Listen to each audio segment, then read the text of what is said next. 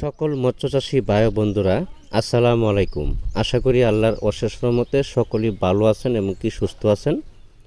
আমার এই ছোট্ট ভিডিওটি দেশ এবং দেশের বাহির থেকে যে যেখান থেকে বসে দেখতে পাচ্ছেন, ভিডিওটি ভালো লাগলে একটি সাবস্ক্রাইব করে রাখবেন পরবর্তী নতুন ভিডিও আপডেট পেতে। আজকে আমি আলোচনা করব 2025 সালের নতুন বছরের ভিয়েতনামি কই মাছের সম্পর্কে।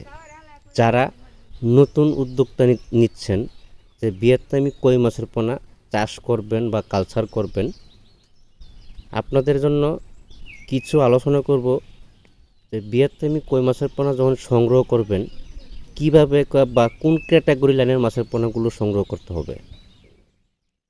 অ্যাকচুয়ালি ভিয়েতনামি কই মাছের পোনা একটা মাছের কিন্তু আরেকটা মাছে খেয়ে ফেলে, যেমন বড় মাছটা ছোট মাছের খেয়ে ফেলে। এই জন্য আপনাদের কি করতে হবে, মাছগুলো এক ক্যাটাগরির বা এক সাইজের মাছগুলো সংগ্রহ করতে হবে।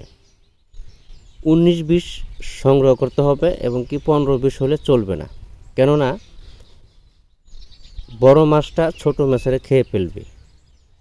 যখন কালচারে দিবেন মাছগুলো তখন বড় মাছটা ছোট মাছের খেয়ে ফেলবে।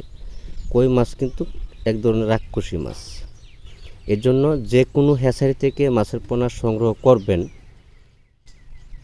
ফার্স্ট গ্রেডিংয়ের যে পোনাগুলো আছে, অর্থাৎ বড় ব্রড মাছ থেকে যে উৎপাদিত পোনাগুলো আছে, এই ধরনের মাছের পোনাগুলো সংগ্রহ করতে হবে এবং কি এক সাইজের মাছের পোনা সংগ্রহ করতে হবে।